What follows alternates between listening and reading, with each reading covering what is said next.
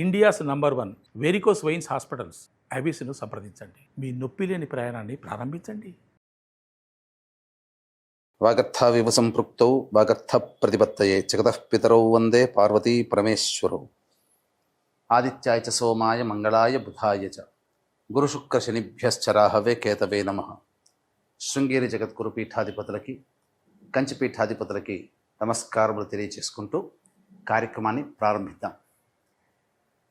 వీక్షించేటువంటి ప్రేక్షకుల్లో చాలామంది గత కొన్ని నెలలుగా ఈ పక్ష ఫలాల గురించి మనం తెలియచేస్తున్నాం. రాశి ఫలాలు చాలామంది ఎంతోమంది ఆదరిస్తున్నారు. వాళ్ళ నిజ జీవితంలో చాలామంది నిజంగా జరుగుతున్నాయండి, మీరు చెప్పినట్టే జరుగుతున్నాయి, ఏ రోజుకు ఆ రోజుకి సంబంధించినటువంటి ఖర్చు కానీ ఆదాయం కానీ అలాగే ఉంటుంది, ఇక మానసికమైనటువంటి ఒత్తిళ్లు కూడా చెప్పినటువంటి రోజుల్లో ఉంటున్నాయి అని చెప్తున్నారు. కానీ కొంతమంది మాకు ఇవేవి జరగట్లేవు ఎందుకని అని చెప్పి అడుగుతున్నారు. అయితే ఇక్కడ క్లారిటీ మీకు ఒకటి తెలియచేస్తాను. ముఖ్యంగా పేరును బట్టి కాకుండా జన్మ నక్షత్రము ఉండి జన్మ రాశి గనక ఉన్నటువంటి వాళ్ళు ఖచ్చితంగా ఆ రాశే చూసుకోవాలి. అది ఒకటి పాయింట్ గుర్తుపెట్టుకోవాలి. ఇక రెండో పాయింట్, చాలామంది ఈ జొడాయిక్ సైన్ సన్ ప్రకారం కనుక రవి ప్రకారం సూచించబడినటువంటిది. అంటే ఏంటి, జూలై 23 నుంచి ఆగస్టు 23 వరకు సింహరాశికి సంబంధించినటువంటి వాళ్ళు. ఈ జూలై 23 నుంచి ఆగస్టు 23 మధ్యలో పుట్టిన వాళ్ళు సింహరాశి చూసుకుంటున్నారు. అది తప్పు. మీరు పుట్టిన డేటు, టైము, ప్లేస్ను బట్టి మీకంటూ ఒక నక్షత్రము, ఒక రాశి ఉంటుంది. ఆ రాశి మాత్రమే చూసుకోవాలి. అయితే కొంతమంది మరి మాకు నక్షత్రాలు రాశులు లేవండి, మరి ఏంటి అన్నప్పుడు నామ నక్షత్రాన్ని బట్టి చూసుకోవాలి. అయితే ఇక్కడ కూడా చాలామంది పొరబడుతున్నటువంటి విషయం ఏంటంటే, ఉదాహరణకి లక్ష్మి అనే అమ్మాయి ఉంది. ఆ అమ్మాయి చూచే చోళ కాబట్టి లక్ష్మి అని అంటే అశ్విని నక్షత్రంగా భావించుకొని మేషరాశిగా భావించుకొని మేషరాశి ఫలాలు చూస్తున్నారు. కానీ ఆ లక్ష్మి అనే అమ్మాయికి తెలుసు తాను కన్యారాశిలో పుట్టాను అని చెప్పి.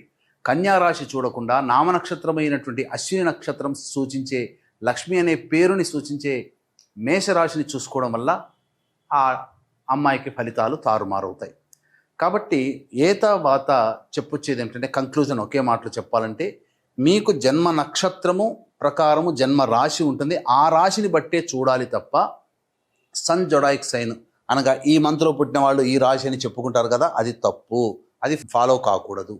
అలాగే మీకు జన్మ నక్షత్రము జన్మ రాశి తెలియకపోతేనే అప్పుడు నామ నక్షత్రాన్ని బట్టి చూసుకోవాలి. ఇది క్లారిటీగా అందరూ గమనించగల ప్రార్థన. అప్పుడే ఇప్పుడు నేను చెప్పబోయే ప్రతి పక్ష ఫలాలు చెప్పబోయే ఫలితాలు మీకు దాదాపుగా 90% మీకు సూట్ అవుతాయని చెప్పవచ్చు. ఇక గమనించుకున్నట్లయితే 12 రాశులకి సంబంధించినటువంటి ఫలితాలు మనం తెలుసుకునే ముందు ఈ యొక్క జూన్ 1వ తారీఖు నుంచి 15వ తారీఖు వరకు గ్రహ సంచారం ఏ విధంగా ఉందో తెలుసుకుందాం. యాజ్ యూజువల్గా శని మీనరాశిలో, రాహు కుంభరాశిలో, కేతు సింహరాశిలో, అలాగే శుక్రుడు మేషరాశిలో మరియు వృషభ రాశిలో రవి సంచారము, 6వ తారీఖు వరకు బుధుడు వృషభ రాశిలో, 7వ తారీఖు నుంచి బుధుడు మిథున రాశిలో, అలాగే గురువు మిథున రాశిలో, కుజుడు 6వ తారీఖు వరకు కర్కాటక రాశిలో, తదనంతరం 7వ తారీఖు నుంచి కుజుడు సింహరాశిలో మరియు కేతు కూడా సింహరాశిలోనే సంచారం చేస్తున్నాడు. కాబట్టి దీన్ని బట్టి ఫలితాలు ఆయా రాశుల వారికి ఏ విధంగా ఉండబోతుందో మనం తెలుసుకునే ప్రయత్నం చేద్దాం. ద్వాదశ రాశుల్లో భాగంగా మొట్టమొదటి మేషరాశిలో జన్మించినటువంటి వారికి మనం తెలియచేసుకుందాం. రాశిలోనే శుక్రగ్రహ సంచార ప్రభావం ఇది చాలా అనుకూలమైనటువంటిది. ప్రధానంగా వైభవోపేతమైనటువంటి జీవితం అనగా మీ హోదాతనానికి తగ్గట్టుగా మీ జీవితం అనేటువంటిది ఉండబోతుంది. ఎక్కడికి పోయినా స్వాగత సత్కారాలు అనేటువంటివి ఉంటాయి. అంటే గౌరవ మర్యాదలు పెరుగుతాయి అని అర్థము. స్త్రీల వలన ఉన్నటువంటి సమస్యలన్నింటినీ కూడాను పరిష్కరించుకోగలుగుతారు. ఆనందకరమైనటువంటి జీవితాన్ని మేషరాశి వారు ఈ స్త్రీపరముగా మరియు హోదాపరంగా పొందుతారని చెప్పవచ్చు. ఇక రవి ద్వితీయ స్థాన సంచార ప్రభావం వలన ప్రధానంగా చేస్తున్నటువంటి వృత్తి, ఉద్యోగ, వ్యాపారాల్లో ఆందోళనతో కూడుకున్నటువంటి జీవితం ఉంటుంది. నిరుద్యోగస్తులైతే ఉద్యోగ సంబంధంగా వెతుక్కోవాలని చెప్పవచ్చు. అలాగే ఈ సంబంధించినటువంటి ఈ గురువు మనకు మిథున రాశిలో సంచారం చేస్తున్నారు ప్రస్తుతం.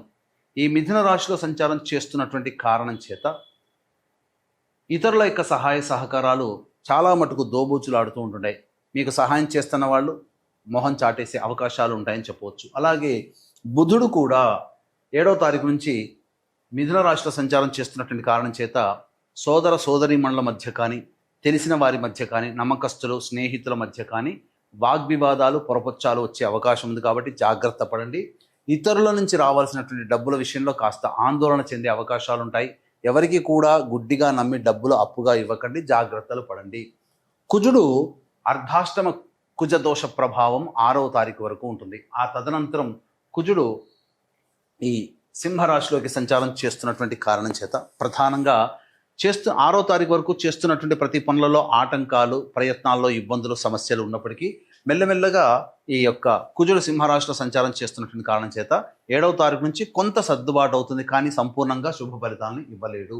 రాహువు యోగ ప్రభావాన్ని కలగచేస్తున్నాడు కాబట్టి అన్ని విధాలుగా రాహువు కూడా అనుకూలంగా ఉంటాడు. శని 12వ స్థానంలో ఈ ఏలినాటి శని దోష ప్రభావాన్ని కలగచేస్తున్నాడు. కేతువు 5వ స్థానంలో సంచారం చేస్తూ కుజుడు కూడా కలిసి ఉన్నటువంటి కారణం చేత కొంత ఆలోచన చేసినటువంటి పనులన్నీ కూడాను వెనక్కి వెళుతాయి, అంత తొందరగా ముందుకు సాగవు అనేటువంటి విషయాన్ని గమనించగలరు. ఇక ఈ రాశిలో జన్మించినటువంటి మహిళలు కనుక చూసుకున్నట్లయితే మహిళలకి అన్ని విధాలుగా అనుకూలంగా ఉండేటువంటి సమయంగా చెప్పవచ్చు.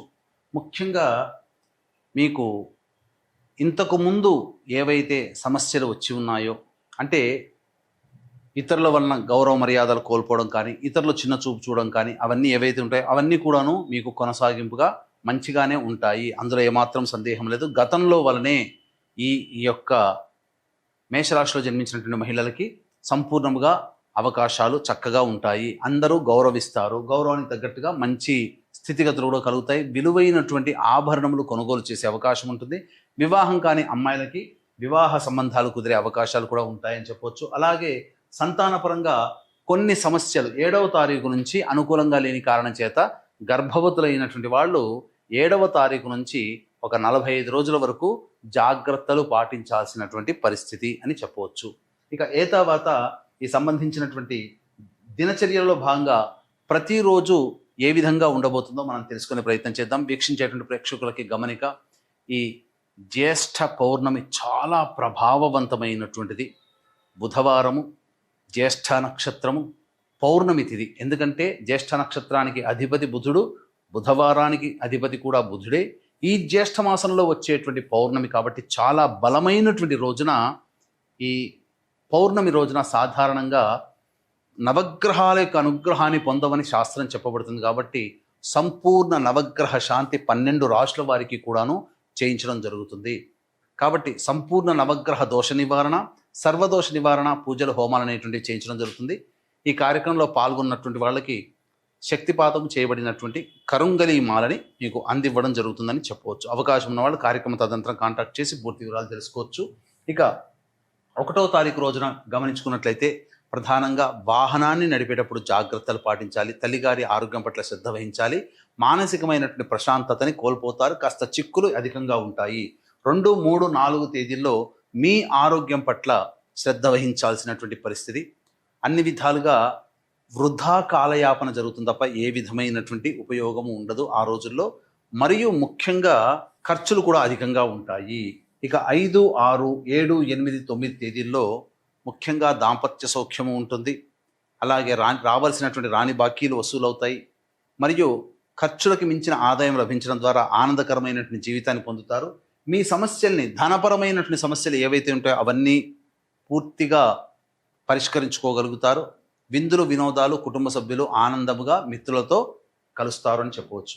ఇక 10, 11 తేదీల్లో కనుక చూసుకున్నట్లయితే మానసికమైనటువంటి ప్రశాంతత లోపిస్తుంది. ఖర్చులు కూడా అధికంగా ఉంటాయి.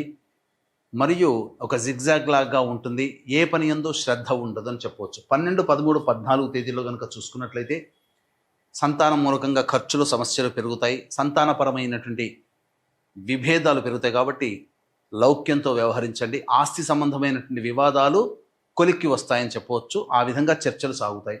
15వ తారీఖు రోజున గమనించుకున్నట్లయితే నిరుద్యోగస్తులకి ఉద్యోగ లభ్యత పొందేటువంటి అవకాశము మరియు ధనాదాయం కూడా చాలా చక్కగా ఉంటుంది. మీ పేరు ప్రఖ్యాతులు పెరుగుతాయని చెప్పొచ్చు. ఏ తర్వాత చెప్పొచ్చు ఇది ఏమిటంటే 10, 11, 2, 3, 4 తేదీలు 10, 11 తేదీల్లో జాగ్రత్తలు కనుక ఉన్నట్లయితే, ఖర్చుల్ని అదుపులో చేసుకోగలిగినట్లయితే ప్రశాంతకరమైన జీవితాన్ని మిగతా రోజుల్లో పొందుతారని చెప్పడంలో ఏమాత్రం సందేహం లేదని తెలియజేస్తూ, ఈ జూన్ 11వ తారీఖు రోజున మహా జ్యేష్ఠ పౌర్ణమి రోజున సంపూర్ణ నవగ్రహ దోష నివారణ, సంపూర్ణ సర్వదోష నివారణ పూజలు అనేటువంటి జరిపించడం జరుగుతుంది. ఉదయం 9 గంటలకు ప్రారంభమవుతుంది.